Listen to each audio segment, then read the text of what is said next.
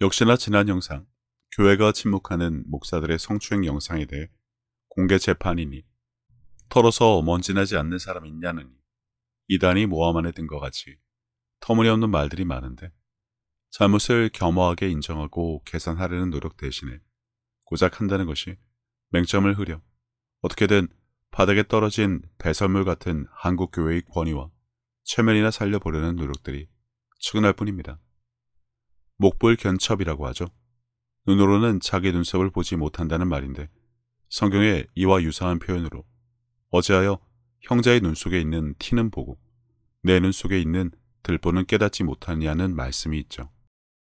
게다가 너희가 비판하는 그 비판으로 너희가 비판을 받을 것이요 너희가 헤아리는 그 헤아림으로 너희가 헤아림을 받을 것이니라는 말씀에 희한하게 한국교회는 성경에도 없는 말을 지어내어 구원받은 죄인 코스프레를 하며 평생 죄인으로 살아가는 것이 마땅하니 누구도 비판해서는 안 된다고 여기는데 결론부터 말하자면 불의를 보고도 목사가 여신자를 강간하는 끔찍한 범죄를 저지르는 것을 보고도 헌금 횡령과 세습을 보고도 무슨 떡고물을 얻어먹을지 기대하는지는 몰라도 나는 하나님 앞에 죄인이고 비판하지 말라고 하셨으니 입을 다물고 모르는 척하며 여전히 내 죄에 대해서나 반성하는 태도로 사는 것이 더 합당해라고 주장하는 사람들이 있습니다. 이는 그들의 성경에 대한 무지함은 물론이고 비겁함을 여실히 드러내는 것일 뿐입니다.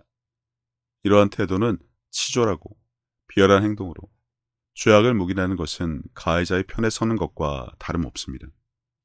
우리는 하나님의 자녀로서 불의를 바로잡고 정의를 실천해야 할 책임이 있습니다. 누구라 하더라도 악행을 공개적으로 비판하고 꾸짖어야 합니다. 그러나 죄를 저지른 목사를 비판하지 않고 침묵하는 것은 그 자체로 죄를 방조하는 행위이며 교회의 순결과 하나님의 공의를 심각하게 훼손하기 때문에 말입니다. 불의를 보고도 침묵하는 것은 하나님 앞에서 비겁한 태도이며 결코 용납될 수 없습니다. 우리는 정의와 진리를 위해 용기 있게 나서야 합니다. 악행을 드러내고 버려잡는 것이야말로 진정한 신앙인의 자세이기 때문이죠. 이러한 책임을 저버리는 것은 하나님의 뜻을 따르지 않는 것이며 그 결과는 교회와 사회에 큰 해악을 끼칠 뿐입니다. 성경에 기록된 예수님의 가르침은 이러한 것이 아님에도 불구하고 한국교회가 오히려 자기만의 규범과 이해로만 이를 해석하며 때때로 근본 없는 선민 사상을 바탕으로 타인을 비난하고 자기 자신을 옹호하는 자위적인 태도를 취하고 있습니다. 이는 진정한 신앙과 예수님의 사랑을 경험하는 것이 아니라 자기만의 편견과 편협함 그리고 편안함에 머무르는 이기적인 태도일 뿐입니다. 앞에서 보았지만 성경의 가르침 중에는 종종 다른 사람을 손가락질하거나 판단하지 말라는 훈계로 해석되는 구절이 있습니다. 이러한 해석으로 인해 기독교인은 불의에 대해 수동적이거나 침묵해야 한다는 인식이 생겨 정의 구현에 앞장서야 할 교회가 꼬리를 내리고 뒷전에 숨은 경우가 비일비재하죠. 하지만 성경을 자세히 살펴보면 여기에는 미묘한 차이를 발견할 수 있기에 오늘은 그것에 대해 알아보고자 합니다.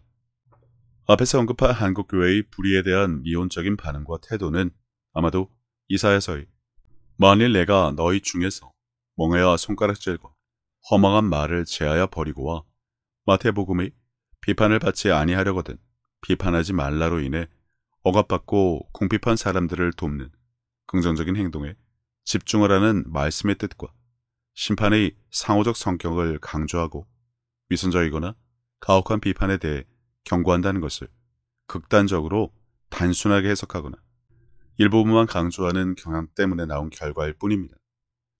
한국교회가 제일 잘하는 성급한 일반화의 오류죠. 대표적인 것이 거짓 선지자의 불법이 표적이라든가 요나의 표적을 두고 주님이 표적을 불법으로 지정하셨다로 우기는 것인데 아무리 난독증이 있어도 성경 전체의 맥락을 통해 기사와 표적이 하나님의 사랑과 능력, 그분이 살아계심은 물론 아버지로 하여금 영광을 받으시게 하는 것임을 알아야지 가장 중요한 것은 알려고 하지도 않고 이를 망각한 것과 같습니다. 이는 단순한 지적질을 하면 안 된다로 받아들여서는 안 된다는 것이죠. 정의 구현의 개념으로 보자면 공생의 기간 예수님의 삶과 사역은 불의의 적극적으로 맞선 강력한 모범을 보여줍니다. 예수님은 병든 자를 고치고 굶주린 자를 먹이고 소외된 사람들과 함께 하심으로 이러한 백성들에게 아무런 도움은 주지 않으면서 부담스러운 율법을 강요하는 종교 지도자들에게 정면으로 도전한 것이고요. 무슨 말이냐면 예수님의 공생애는 정의 구현을 위한 강력한 모범으로서 우리에게 큰 가르침을 주신다는 것으로 그분의 사역은 불의와 부당함에 맞서는 예시로서 우리가 따라야 할 길을 보여주셨다는 것입니다. 예수님은 억압받고 궁핍한 이웃, 작은 자와 낮은 자를 돕는데 그분 사역에 중점을 두었습니다. 하지만 그분의 가르침은 소위 말하는 단순한 비판이나 지적질에 그치지 않았습니다. 오히려 더 높은 수준과 방법으로 잘못을 지적하고 깨닫게 하는 방법, 그리고 변화의 길을 함께 보여주신 것이죠. 그것이 바로 선으로 악을 이기신 것입니다. 한국교회 신자들이 상담이랍시고 하면서 피해를 당한 사람들에게 내가 크리스찬이니 참아라를 입버릇처럼 하는데 이런 무지와 위선은 한국교회 종특입니다. 뺨을 맞고도 무조건 참는 것을 당연하게 여기라는 것이 아닙니다. 뺨을 맞는 것쯤은 참을 수 있다고 칩시다. 그러나 폭행은요, 성추행은요, 음주운전 사고는요, 살인은요, 그 피해자가 당신이고 당신이 가족이면요.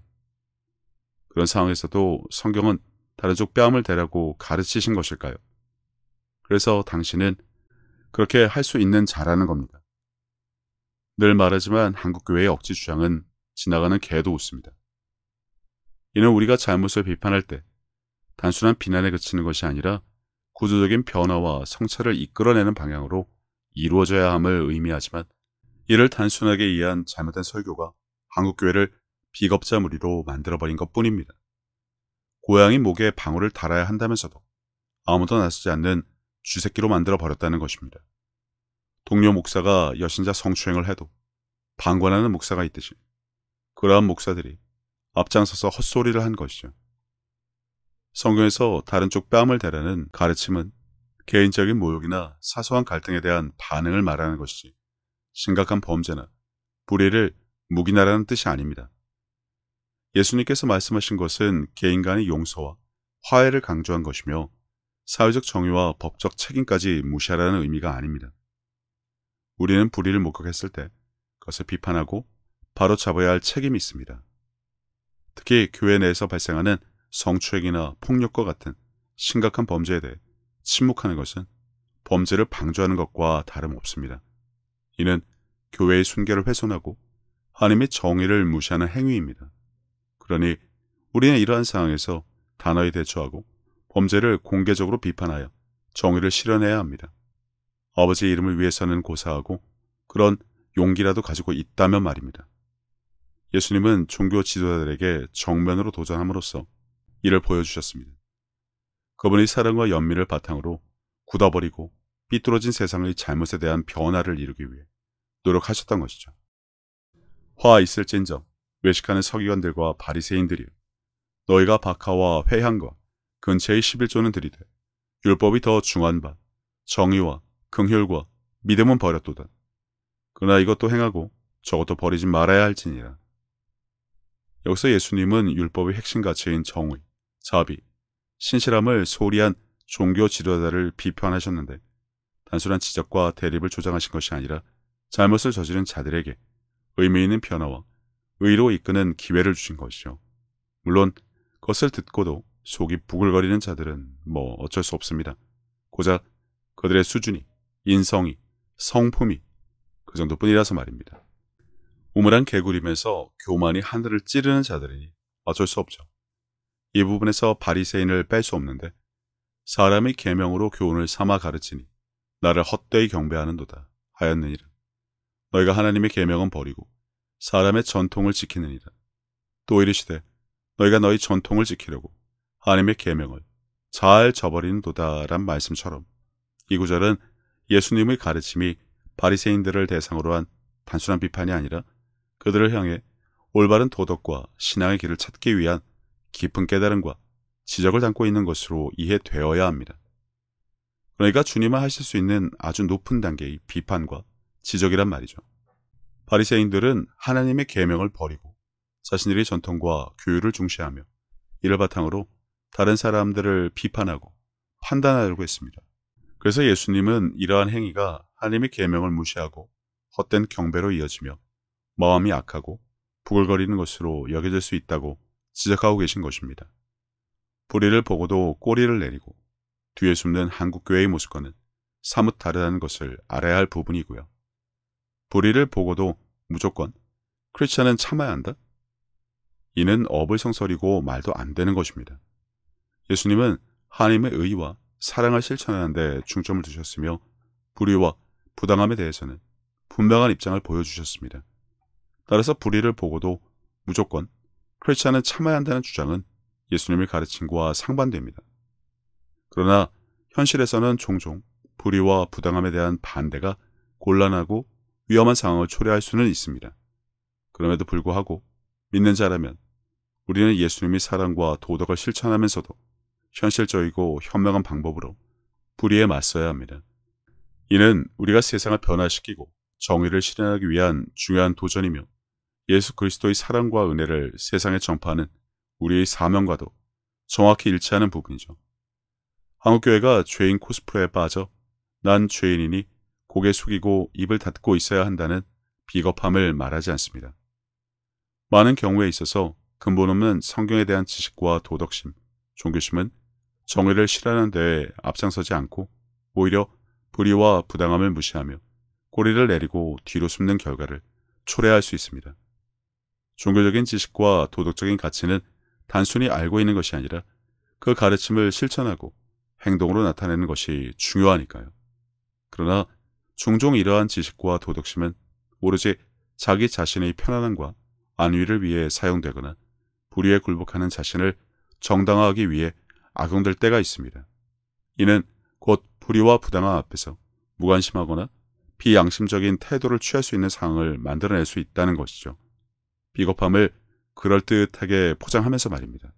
하지만 예수님은 이러한 현상을 비난하셨으며 사랑과 정의를 실천하며 불의에 맞서는 것이 올바른 도덕과 종교적 신념의 표현임을 가르쳐 주셨습니다. 그것이 우리가 성경을 통해 배워야 할 부분이기도 하고요. 우리가 밝히 알아야 할 것은 하나님이 알아서 벌을 주실 것이니 우리는 잘못에 대해 부당함에 대해 정의 구현에 반하는 모든 언행에 대한 판단을 피하라로 잘못 해석되기도 한다는 것입니다. 아니, 멋대로 변명을 만들어낸 것이죠.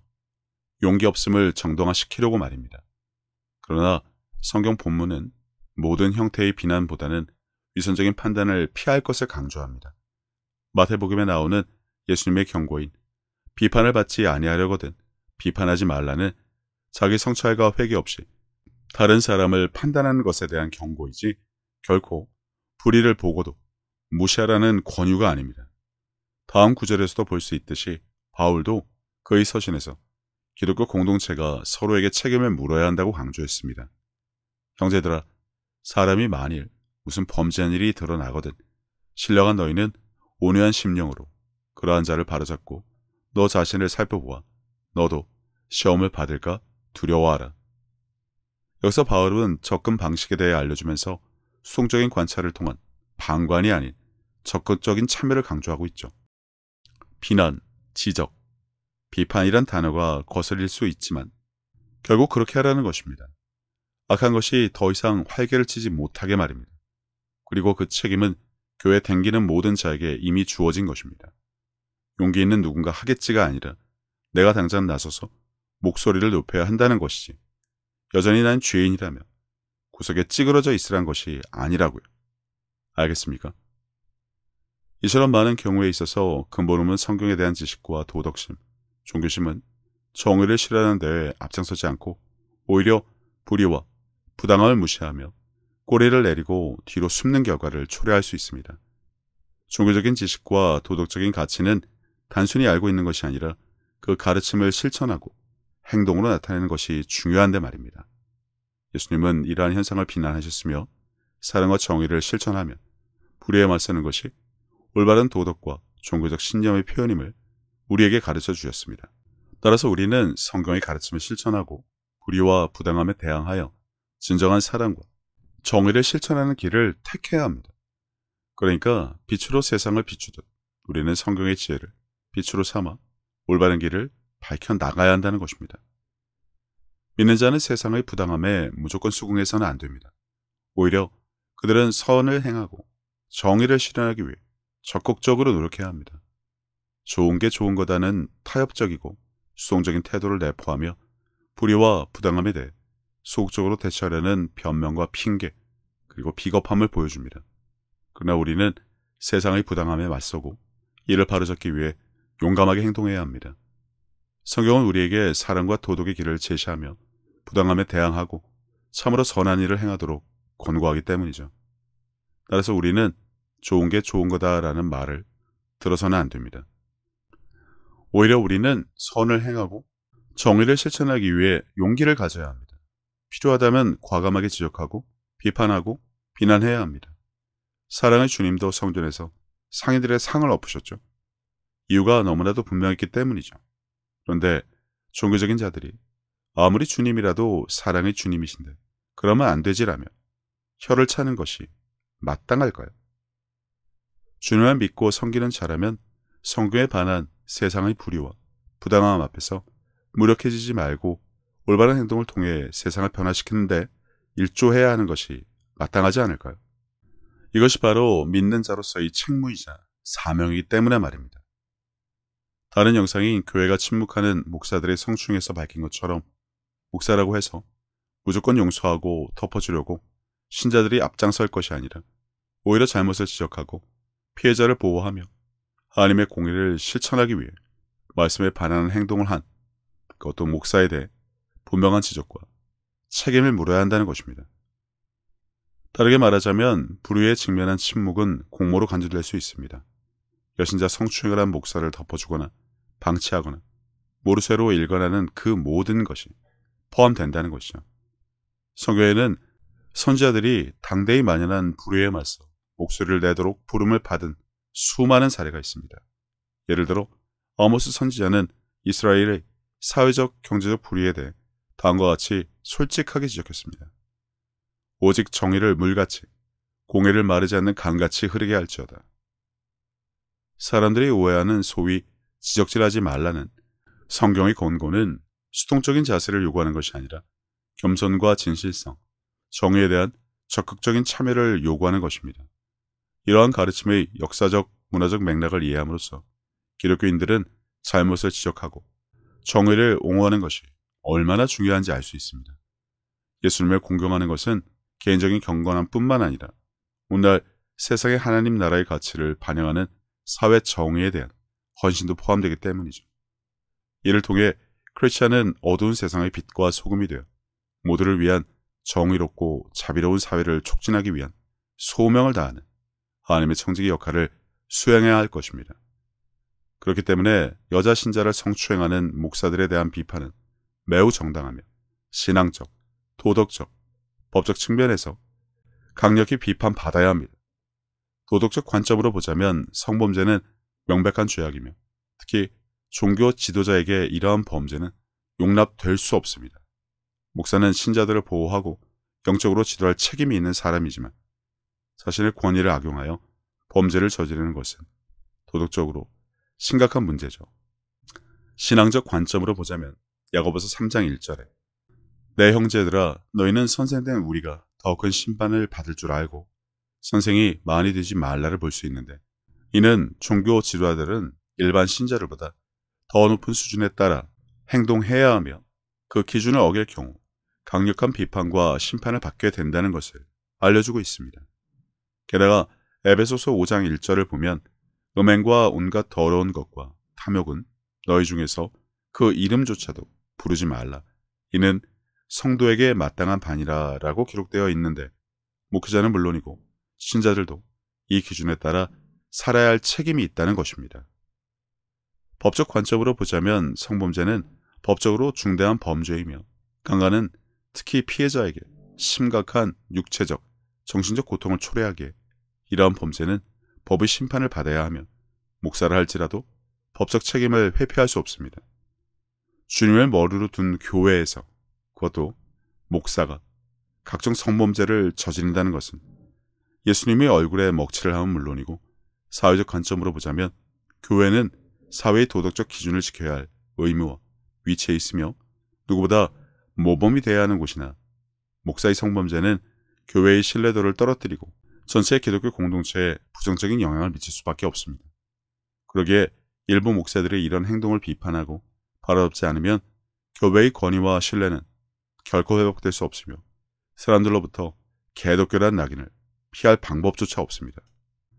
그러나 어처구니 없는 것은 이 문제를 놓고 일부 신자들은 성경에서 너희가 비판하는 그 비판으로 너희가 비판을 받을 것이요 너희가 헤아리는 그 헤아림으로 너희가 헤아림을 받을 것이냐를 인용해 비판하지 말라고 하셨기 때문에 신자를 강간한 목사조차 비판하지 말아야 한다는 주장을 한다뇨. 그것도 하나님이 그를 벌하실 것이니 사람이 나서면 안 된다며 말이죠.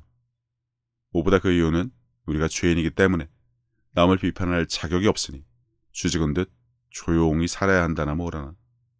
이는 불의를 보고 행동하지 못하는 비겁한 자들의 치졸한 변명이요 그릇된 종교심에서 비롯된 것입니다.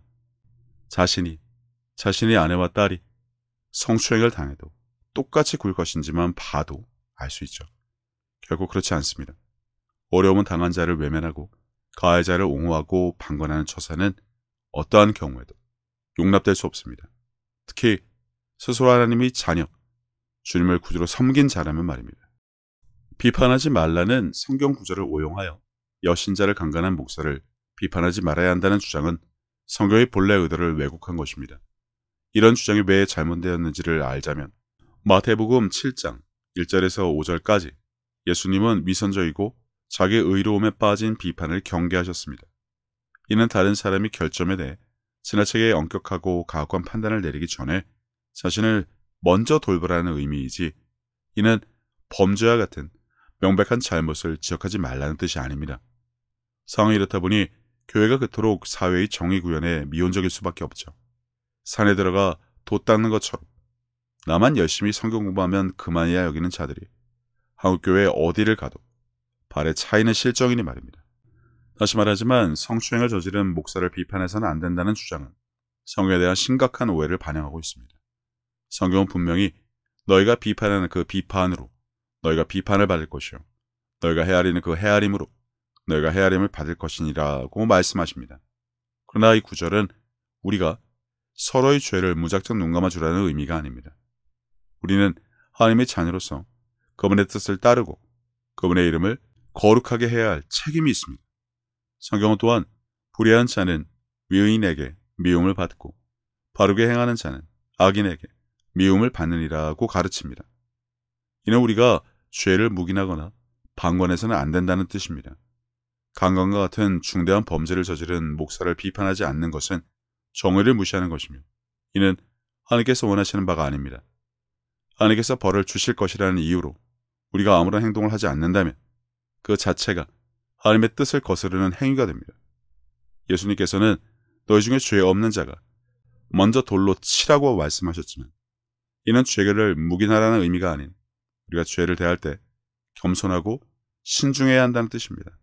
그러나 이는 결코 범죄를 저지른 자를 보호하거나 그 행위를 묵인하라는 의미가 아닙니다. 우리는 사회의 인원으로서 또한 하나님의 자녀로서 불의와 악을 규탄하고 정의를 실현해야 할 책임이 있습니다. 하나님께서 우리에게 주신 정의감과 도덕적 의무를 다하여 성추행과 같은 범죄를 저지른 자를 특히나 목사인 경우 더더욱 이를 비판하고 그에 합당한 처벌을 받게 하는 것은 우리의 책임입니다. 이러한 미온적인 태도는 결코 용납될 수 없으며 이는 한국교회의 성경에 대한 이해가 얼마나 낮은지를 여실히 보여줄 뿐입니다. 하나님께서는 우리가 정의를 행하며 그분의 이름을 거룩하게 하기를 원하십니다. 따라서 우리는 죄를 저지른 자를 비판하고 그에 상응하는 책임을 묻는 것이 하나님의 뜻을 따르는 길임을 명심해야 할 것입니다.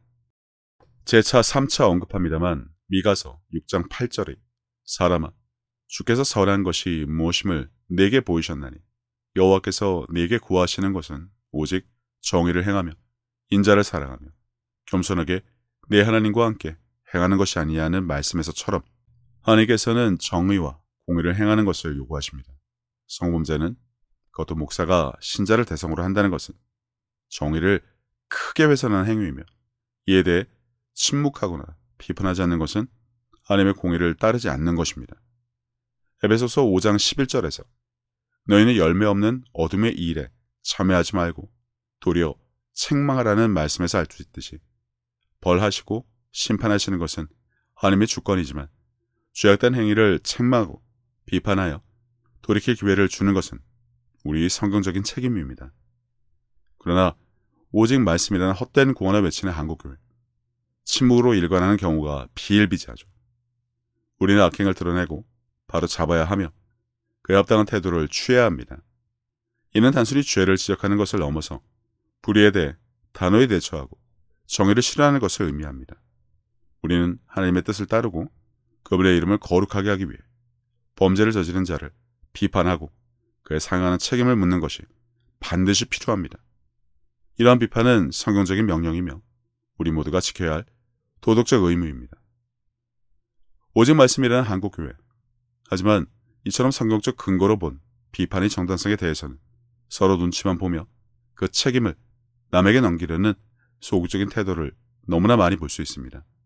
요한복음 3장 20절에서 악을 행하는 자마다 빛을 미워하여 빛으로 오지 아니하나니 이는 그 행위가 드러날까 함이오를 보자면, 악행은 빛을 두려워합니다. 크리스찬은 빛의 자녀로서 어둠을 밝혀야 하며 이는 죄를 드러내고 비판하는 것을 포함합니다. 불의를 비판하지 않는 것은 악행이 어둠 속에 계속 숨어있도록 방치하는 것이며, 이를 옹호하거나 지지하는 것은 가해자의 편에 서는 것과 다름없습니다. 다시 말합니다. 당신의 딸과 아내가 이런 일을 겪고도 당신은 똑같은 입장을 고수할 수 있겠습니까? 만약 그렇다면 그것이야말로 위선일 수밖에 없고 하나님의 공의에 대해 무책임한 태도일 뿐입니다. 기억해야 할 중요한 구절이 또 있습니다. 디모데전서 5장 20절에서는 범죄한 자들을 모든 사람 앞에서 꾸짖어 나머지 사람들로 두려워하게 하라고 가르칩니다. 성경 백독에 감성이나 자랑하는 한국교회, 과연 이 말씀에 따라 믿음으로 행하고 있습니까? 이는 교회의 영적 지도자들이나 다른 이들이 죄를 범할 경우 이를 공개적으로 꾸짖어 다른 이들에게 경각심을 주어야 한다는 의미입니다. 교회의 배설물과 같은 권위와 체면을 유지하는 중요한 방법으로 목사가 저지른 성추행에 대해서도 무조건 봐주고 용서해주라는 입장은 절대적으로 잘못이며 그 자체가 악입니다. 이러한 태도는 교회의 본질을 훼손하고 하나님의 공의를 심각하게 위반하는 것입니다. 당신이 만약 주님을 사랑하고 그분을 믿고 따르고 섬긴다면 그분의 다음 말씀도 분명히 알 것입니다. 마태복음 23장 23절, 화 있을진저 외식하는 서기관들과 바리새인들이여, 너희가 박하와 회향과 근처의 11조는 드리되 율법의 더 중한 바 정의와 긍휼과 믿음은 버렸도다. 그러나 이것도 행하고 저것도 버리지 말아야 할지니라처럼 예수님은 외적인 의식을 중요시하면서도 정의와 긍휼을 행하지 않는 서기관들과 바리새인들을 강하게 비판하셨습니다. 이는 정의와 공의를 행하는 것이 얼마나 중요한지를 보여주신 것이라 우리가 이에 근거해서 당당하게 비판하고 목소리를 높여야 합니다만, 여전히 나는 죄인이니 모른 척하면서 어물쩍 넘어가려는 태도, 현실감 없고 감성팔이 설교를 하는 한국교회가 여태의 말씀에 대해 제대로 가르쳐준 것이 무엇인지 오히려 반문하고 싶을 정도입니다. 크리스찬의 입장은 분명합니다. 불의를 비판하지 않는 것은 하나님의 정의를 저버리는 행위입니다. 하나님께서는 정의를 행하는 것을 요구하시며 이를 지키지 않는 것은 하나님의 뜻에 어긋나는 것이기 때문이니까요. 죄와 불의를 묵인하면, 그것도 교회에서, 게다가 목사가 가해자라면 이는 교회 공동체의 도덕적 타락을 초래할 수 있습니다. 성경은 죄를 묵인함으로써 공동체가 오염되고 파괴되는 것을 경고합니다. 목사에 대한 비판을 두려워하고 피하기만 하려는 비겁한 한국교회는 피해자에 대한 무관심을 자행함으로 서로 사랑하라는 말씀부터 위반하는 것입니다. 불의를 비판하지 않는 것은 피해자들의 고통을 외면하는 것입니다. 성경은 고통받는 이들을 돌보라고 명령합니다. 잠언 31장 8절에서 9절까지. 너는 말 못하는 자와 모든 고독한 자의 송사를 위하여 입을 열지니라. 너는 입을 열어 공의로 재판하여 곤고한 자와 궁핍한 자를 신원할지니라만 봐도 불의를 비판하지 않으면 고통받는 이들의 목소리를 외면하는 것이 됩니다. 어떻게 하면 선한 바리새인이 되고 서로 살아가는 자가 될 수 있을까요? 그것도 같은 교회 안에서 목사에 의해 성추행을 당한 형제 자매를 외면하면서 말입니다. 그러면서 나는 죄인이니 여기서 빠지겠다, 비판하지 않겠다, 지적하지 않겠다는 것을 마치 당연한 듯 여기는 한국교회. 성령 모독을 하는 것도 당연하게 여기듯 성추행 피해자도 똑같이 대하렵니까?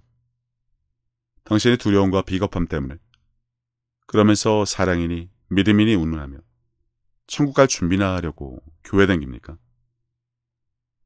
결론적으로 성경은 정의를 행하고 악을 책망하며 죄를 드러내어 공동체를 보호하라고 명령합니다. 불의를 비판하지 않는 것은 이러한 성경적 원칙을 저버리는 것이며 그리스도인이 책임을 다하지 않는 것입니다. 따라서 불의를 비판하는 것은 신앙의 본질과 일치하며 이를 통해 하나님의 정의와 공의를 세울 수 있습니다. 적극적으로 정의를 추구하는 것은 크리스찬이 예수님의 가르침과 그분의 희생을 기리는 방법 중 하나입니다. 예수님의 사역은 근본적으로 정의, 평화, 사랑으로 특정지어지는 하나님 나라를 이 땅에 실현하는 것이었기에 크리스찬은 불의를 향해 올바른 목소리를 내어 이를 해결함으로써 하나님 나라의 가치를 구현하고 예수님의 사명을 반영하는 데 앞장서야 합니다. 중요한 부분이 많아 몇 번이고 반복해서 강조를 했습니다. 여전히 나는 죄인이니 불의에 대해 비판이나 지적은 삼가하고 오직 입 다물고 고개 숙이고 조용히 지내야 한다는 한국교회. 집이나 짠에는 감성팔이 설교나 했지 고작 이런 것이나 가르치고 배우라고 교회가 있는 것이 아니란 것이라도 알고 제대로 된 목소리를 내어 불의를 비판하고 지적하여 하나님의 공의를 앞장서 실천하는 곳이 되어야 할 것입니다. 그러려면 더 높은 도덕과 윤리의식으로 무장되어 있어야 하는데 여신자 강간에 세습에 횡령으로 지탕의 대상이 된 마당에 되겠습니까? 아니 이제라도 되게끔 나서기라도 할까 싶을 뿐입니다.